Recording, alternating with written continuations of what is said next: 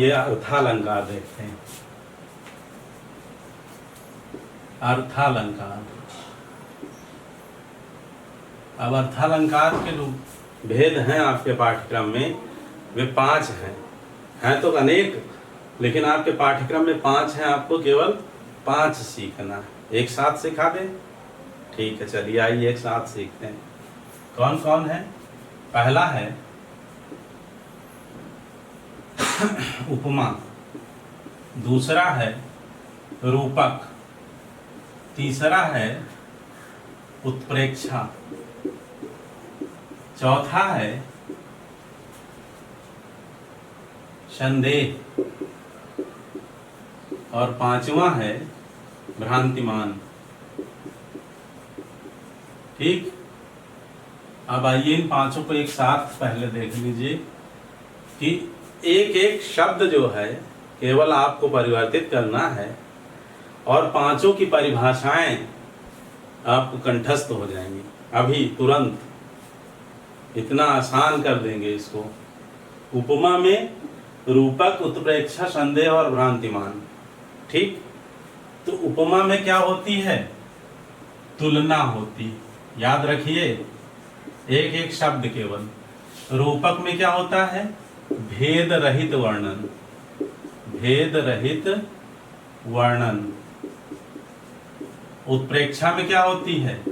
संभावना। ठीक, और संदेह में क्या होता है? संशय। और भ्रांतिमान में क्या होता है? भ्रम। ये क्या होता है, कहाँ होता है?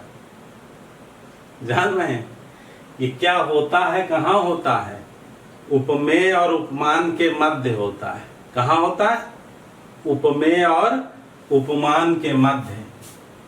तो उपमा के 4 अंग हैं, उपमेय, उपमान, साधारण धर्म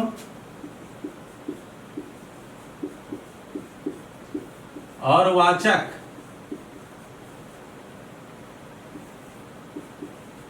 ठीक है बच्चों, याद रहेंगे चारों। उपमेय किसे कहते हैं? जो प्रस्तुत हो। किसे? प्रस्तुत, जो उपस्थित होता है। जिस वस्तु व्यक्ति की तुलना दूसरे से की जाए, दूर वस्तु से। दूर का मतलब उपमान, मान इसमें लगा ना, इसको शॉर्ट ट्रिक से इस तरह याद रखिए। मान को क्या करना चाहिए?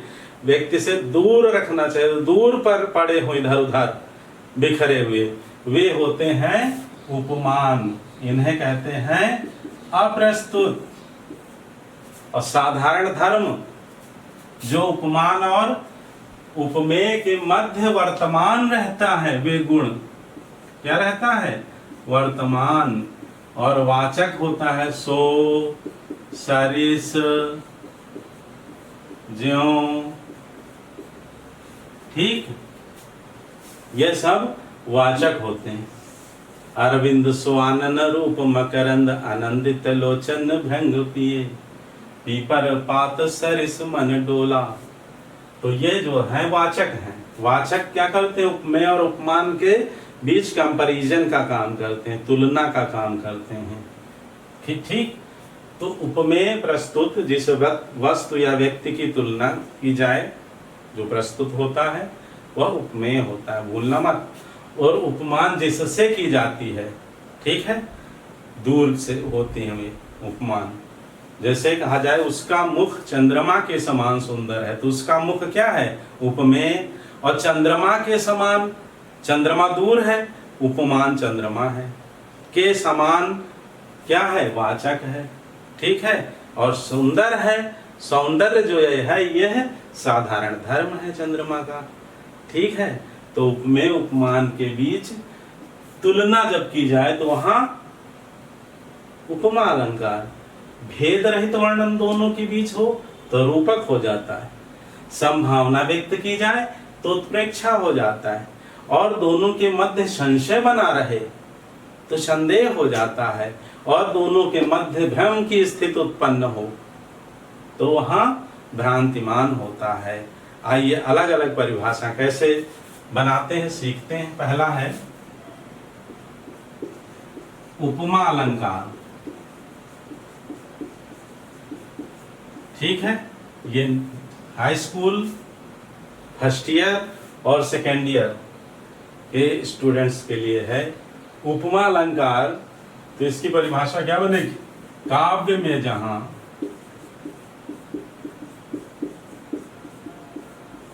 उपमेय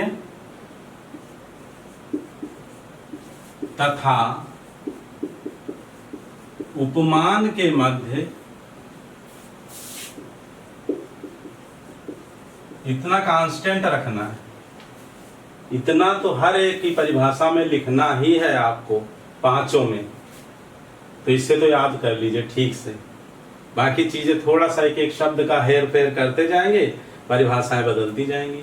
एक एक शब्द का हेर फेर करेंगे और अलंकार बदलते जाएंगे। ठीक, तो के मध्य तुलना की जाए। एक शब्द देखिए यहां क्या आया, तुलना की जाए। वहां उपमा अलंकार होता है। क्या होता है? उपमा अलंकार होता है। ठीक है, क्लियर? उदाहरण देखिए,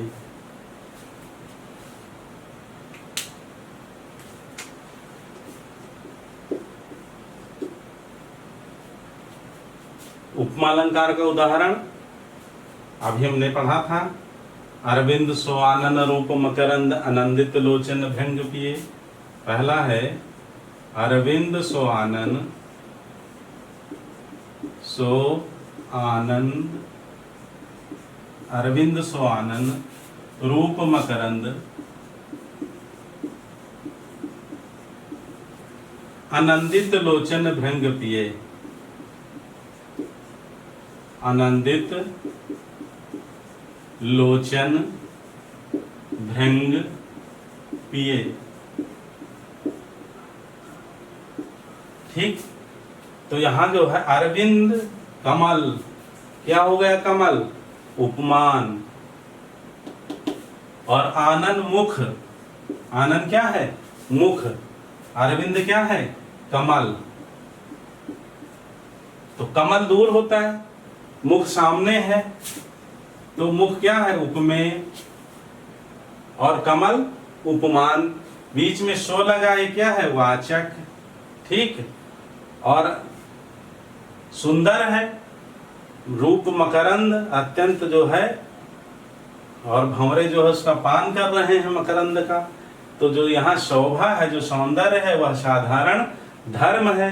और अरविंद क्या है? वह उपमान है। और आनंद उपमेय है, सो वाचक है, इसलिए यहाँ उपमालंकार है। ठीक, आइए दूसरा उदाहरण देखते हैं। स्पष्टीकरण लिख लेंगे आप लोग, बहुत होशियार बालक हैं। दूसरा उदाहरण देखिए। पहला तो कठिन लगे तो दूसरा याद कर लीजिए, दूसरा और आसान बता रहे हैं। दूसरा भी बताया था, पीपर पात सरिस मंडोला। पीपर पात सरिस मन डोला। अब यहाँ पीपर पात सरिस, जब कैकेयी जी राजा दशरथ जी से वरदान मांग लेते हैं कि मेरे पुत्र भरत को राजगद्दी और राम को 14 वर्ष के लिए वनवास दिया जाए, तो दशरथ जी सुन करके उनका मन कैसे डोला?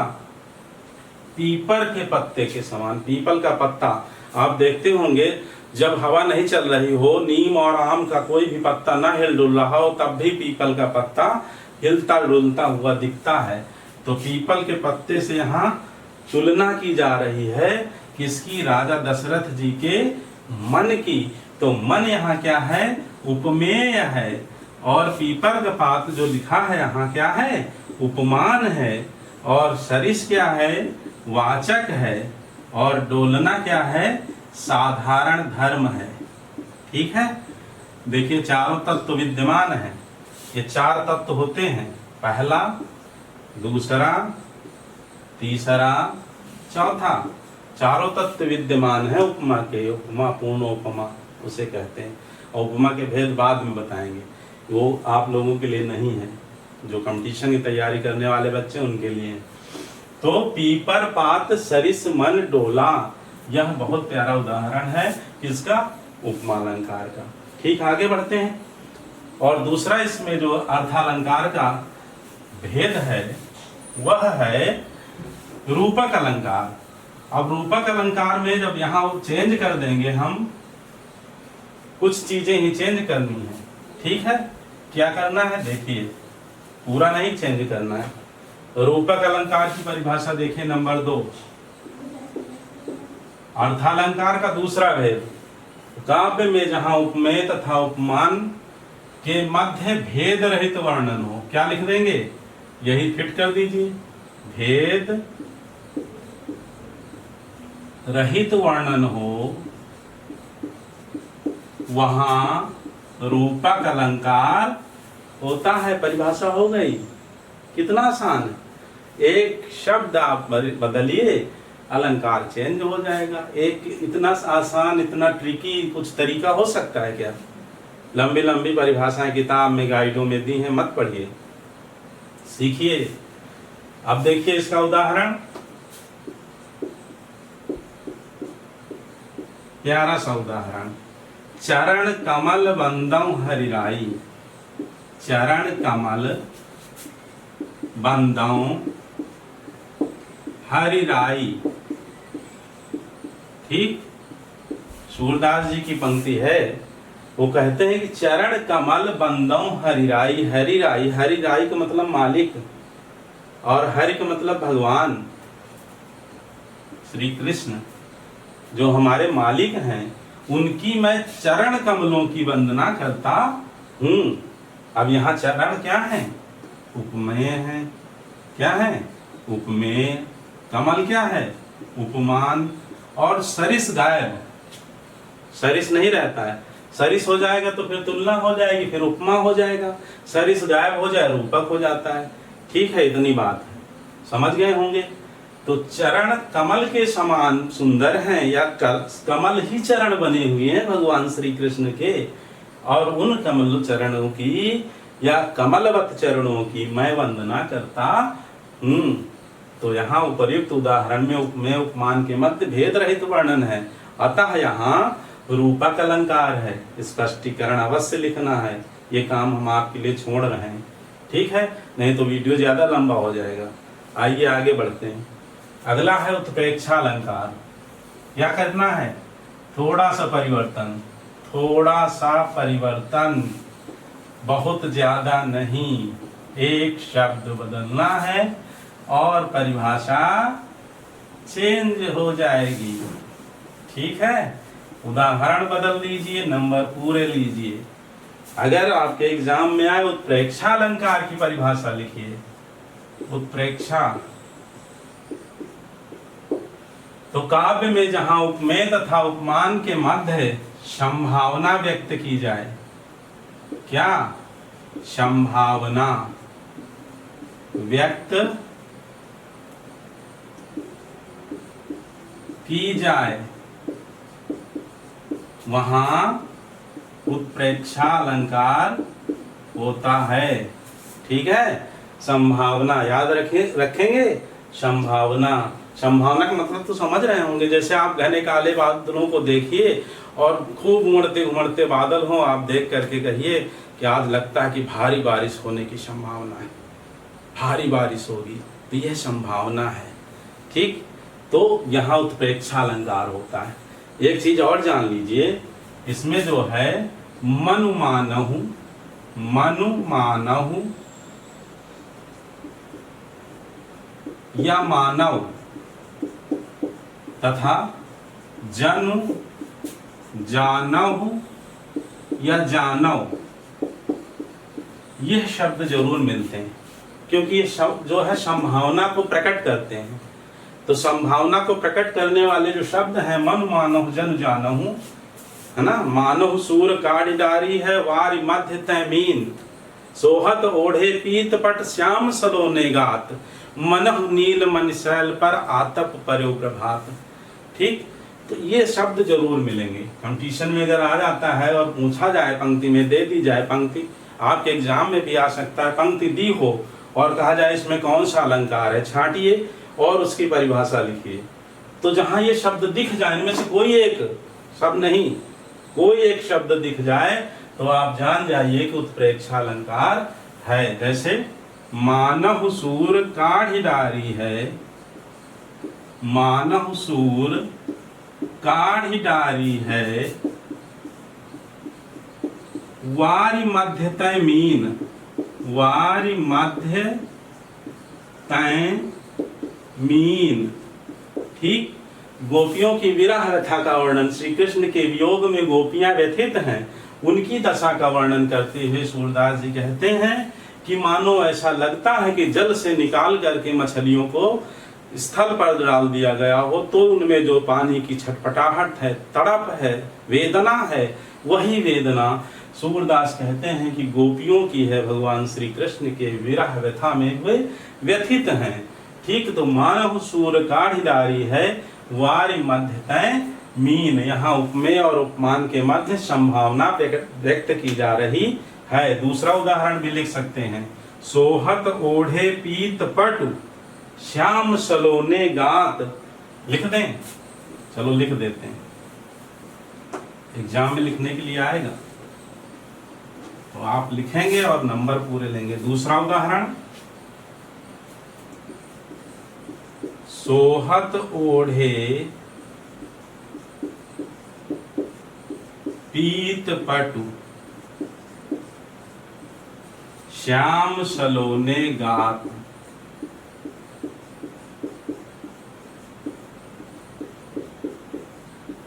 ठीक, मनहु नील मणिशैल पर,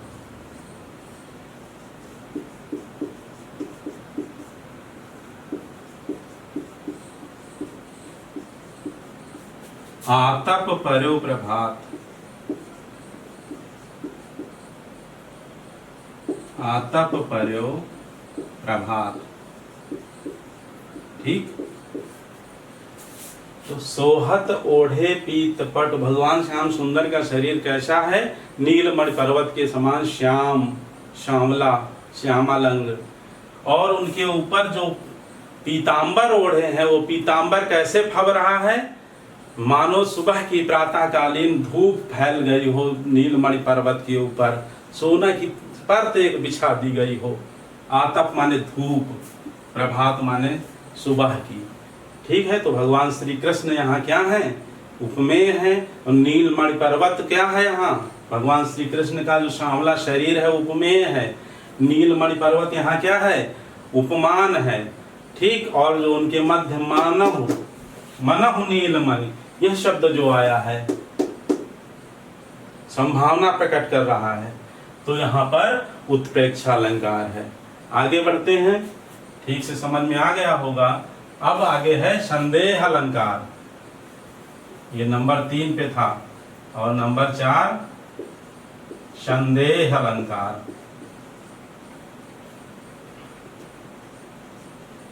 तो काव्य में जहां उपमेय तथा उपमान के मध्य संशय प्रकट किया जाए,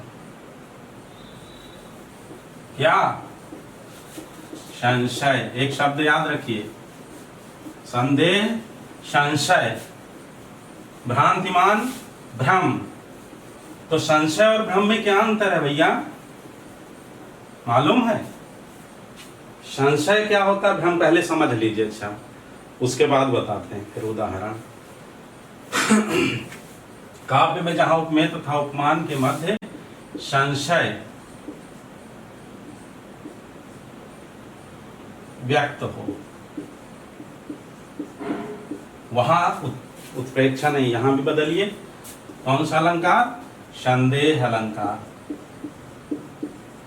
ठीक होता है। अब संशय और भ्रम में क्या डिफरेंस है, जैसे आप अंधेरे में जा रहे हैं, आपके पास टार्च नहीं, कोई रोशनी नहीं, कोई प्रकाश नहीं, अंधेरी रात है और लग रहा है, आभास हो रहा है कि एक रस्सी पड़ी हुई है और ऐसा लग रहा है कि ये सांप है। अब आपका मन बार बार सोच रहा है जाऊं कि ना जाऊं, सांप होगा तो काट लेगा, रस्सी है तो कोई बात नहीं। तो रस्सी है या सांप, सांप है या रस्सी, रस्सी है या सांप, सांप है, इसी उधेड़ बुन में आपका मन जो पड़ा रह जाए, क्लियर आप निर्णय न कर पाए, तो इसे ही संशय कहा जाता है। ठीक। अंगद कहूँ जाऊं मैं पारा, जिये संशय कछ फिरती बारा। वापस आ पाऊंगा कि नहीं आ पाऊंगा, इसमें संशय है। आ भी सकता हूँ, नहीं भी हो भी सकता है, संभव भी है आऊं, संभव भी है कि ना आऊं। तो जहाँ क्लियर स्पष्ट स्थिति ना हो। और भ्रम क्या होता है? भ्रम वहां पर होता है जहां हम सही चीज को गलत चीज मान लेते हैं। जैसे है पड़ी वो रस्सी, लेकिन हमारे मन ने ये मान लिया कि सांप ही है, तो सांप ही है मान लेना, है रस्सी लेकिन सांप ही है मान लेना, ये भ्रम है और वहां भ्रांतिमान। तो जहां उपमेय उपमान के मध्य भ्रम उत्पन्न हो जाए वहां भ्रांतिमान, और जहां संशय बना रहे, संशय जो है उसका निराकरण न हो पाए पूरी पंक्तियों में, तो वहां संदेह। जैसे धरती क्या है? गोल है, हमें क्या दिखती? चपटी। हम मान ले चपटी है, तो ये भ्रम है। जैसे सूर्य कितना बड़ा है, कितना विराट है, पृथ्वी से कई गुना बड़ा है, लेकिन दिखता कितना? थाली जितना। थाली जितना मान ले क्या है? भ्रम है। ठीक है। पृथ्वी को हम मान ले स्थिर है, लेकिन पृथ्वी घूम रही है, तो मान लिया स्थिर है, भ्रम है। ठीक है। तो भ्रम और संशय में अंतर समझ गए? आइए अब आगे बढ़ते हैं। उदाहरण देखिए, संदेह अलंकार में संशय बना रहता है। जैसे बहुत प्यारा उदाहरण है, सारी बीच नारी है कि नारी बीच सारी है। सारी बीच नारी है कि नारी बीच सारी है।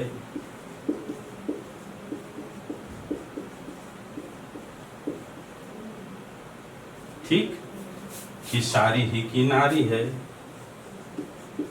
कि सारी ही की नारी है।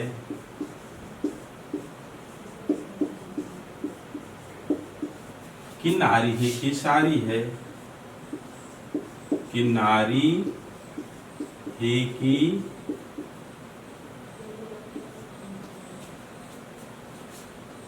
सारी है।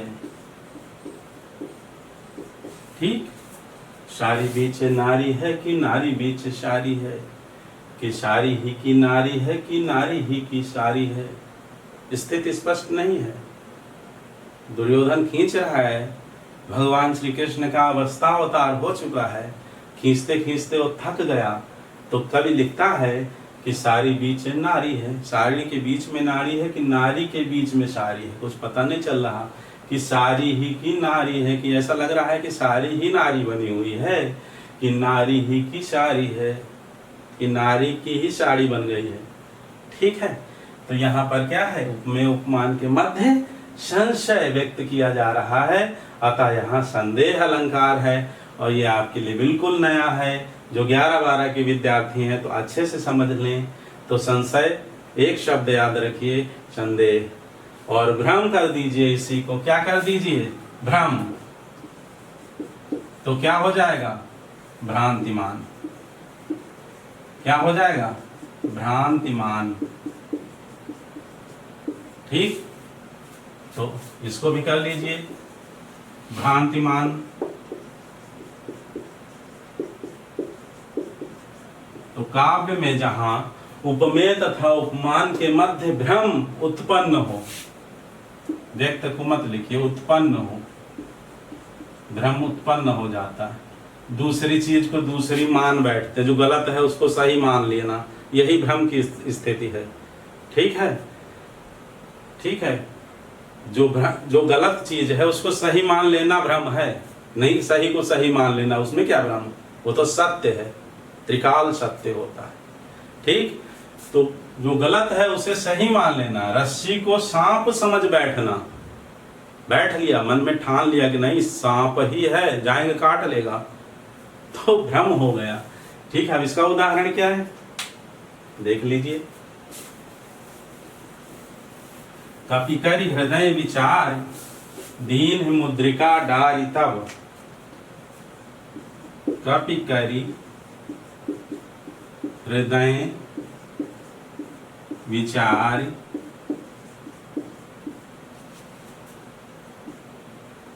दीन मुद्रिका डारी तब। इसी में लिख लो, दीन मुद्रिका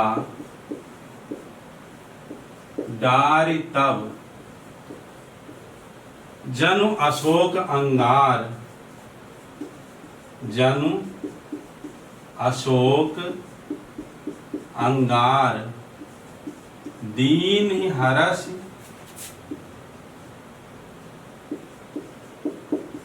उठि करि गह्यो।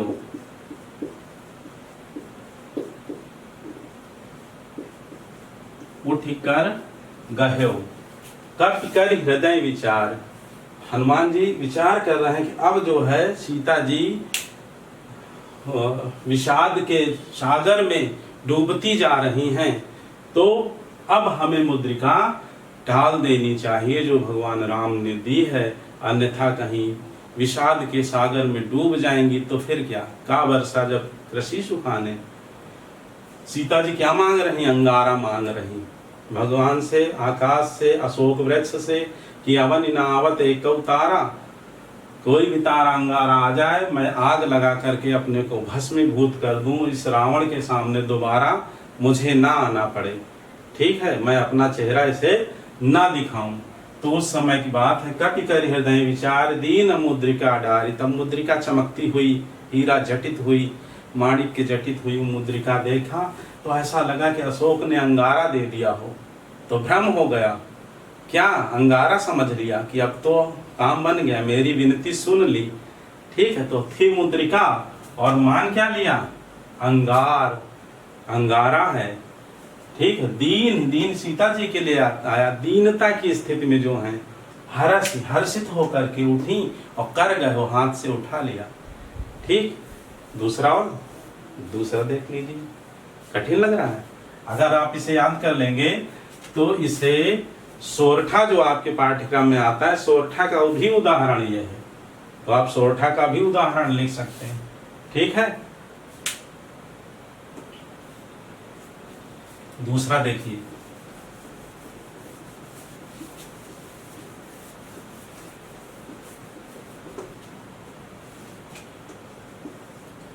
नाक का मोती अधर की कांति से, अधर की कांति से बीज दाड़िम का समझकर भ्रांति से, बीज दाड़िम का समझकर भ्रांति से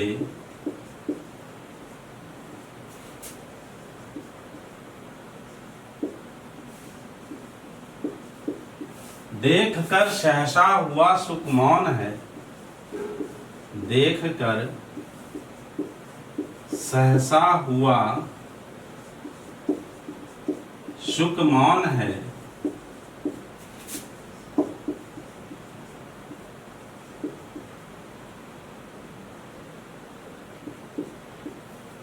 सोचता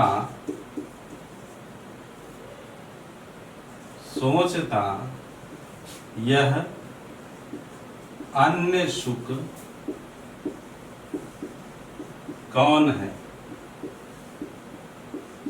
ठीक। ये पंक्तियां हैं, थोड़ा सा लंबा है लेकिन अगर याद करना चाहें तो आसानी से याद कर सकते हैं।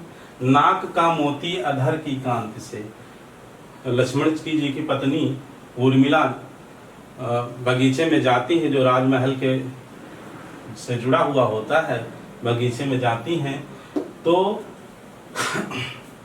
उन्होंने मोती जो है पहन रखा होता है, नाक में जो नथ होती है उसमें मोती होता है सफ़ेद, और उनके अधर होंठों की जो लालिमा है वह लालिमा उस मोती पर प्रतिबिंबित हो रही होती है, ठीक है, रिफ्लेक्ट हो रही होती है। तो बीज दाड़िम का समझकर भ्रांति से, तो एक तोता जो बैठा है आम के पेड़ पर, उसने क्या देखा, क्या समझा, उर्मिला जी की नाक जो है वो कैसी है, तोते जैसी, नाक तोते जैसी है, मोती पहन रखा है नाक में, और होठों की लालिमा की रंगत उस मोती पर पड़ रही है, ठीक है। तो वह क्या समझता है कि कोई दूसरा तोता आया है और वह अपनी चोंच में क्या दबाए हुए है? दाड़िम का दाना। बीज दाड़िम, दाड़िम का मतलब अनार। बीज दाड़िम का समझकर भ्रांति से ये भ्रम हो गया कि अनार का दाना लेकर के ये दूसरा तोता कौन आया, क्योंकि हरी साड़ी पहने हुए हैं। तो देखकर सहसा हुआ सुख मौन है। यह देख करके वो जो तोता है वो मौन हो गया। बोल रहा था जो अभी तक मिट्ठू मियाँ पट्टे बेटवा, वो क्या हुआ? मौन हो गया। सोचता यह अन्य सुख कौन है, और सोच रहा है कितना विशाल ये सुख दूसरा तोता कौन है। सुख माने तोता, बीज दाढ़ी में तो अनार का दाना, नाक का मोती माने जो पहने हुए हैं उर्मिला जी अपनी नाक में, वो अधरों की लालिमा उस पर पड़ रही है, जिससे आभास हो रहा है कि यह अनार का दाना है। ठीक है, और इसीलिए भ्रम हो गया तोते को, उसने मान ही लिया, संशय नहीं है। यहाँ भ्रांति आया ही है, तो उसे भ्रम हो गया कि दाना ही लिए हुए और हरी साड़ी पहने हैं, तोते जैसी नाक है। तो सब कुछ देख करके वह मौन हो गया, कितना विशाल तोता कौन आया है। तो सोचता यह अन्य सुख कौन है। ठीक है, कि यह दूसरा तोता कौन है, स्पष्टीकरण लिख लेंगे। ठीक है, उपमेय क्या है? यहाँ उपमेय है उर्मिला जी, उर्मिला जी जो पहन रखे हैं मोती। ठीक है, और उपमान क्या है? यहाँ जो तोता समझ बैठा है, भ्रांति हो गई है उसे। ठीक है, तो इस तरह से आपका उपमा, रूपक, उत्प्रेक्षा, संदेह और भ्रांतिमान क्लियर हो गए। ठीक है, दोनों नए थे, इन्हें अच्छे से सीखना है। तो बस इतना ही कहेंगे कि तब तक पढ़ते रहिए, व्यस्त रहिए, मस्त रहिए।